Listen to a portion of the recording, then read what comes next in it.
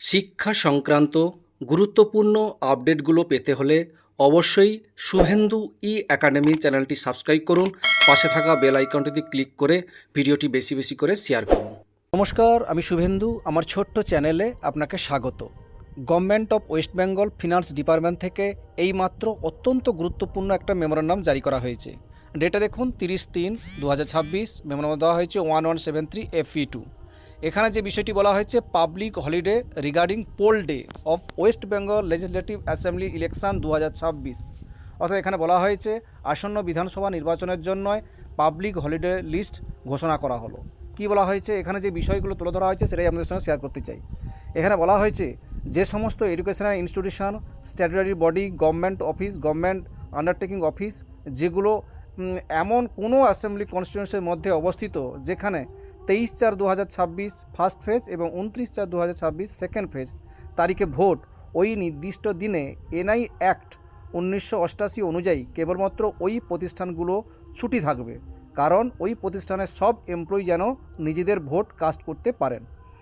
আর বিষয় বলা হয়েছে কি, আবার ধরুন এমন কোনো অ্যাসেম্বলি কনস্টিটিউয়েন্সির বাসিন্দা যারা উক্ত অ্যাসেম্বলি কনস্টিটিউয়েন্সির বাইরে কর্মরত, যেখানে ভোটের দিন ছুটি ঘোষণা করা হয়নি, সেক্ষেত্রে ওই কর্মচারী representation of the people act 1951 section 135B1 অনুযায়ী ওই দিন ভোট দেওয়ার জন্য সবেতনই ছুটি পাবেন। তারপরে বলা হয়েছে যদি কোনো অ্যাসেম্বলি কনস্টিটিউয়েন্সিতে রিপোল হয়, সেক্ষেত্রেও কোনো কোনো কর্মচারীর ক্ষেত্রে উপরের নিয়মগুলো প্রযোজ্য হবে।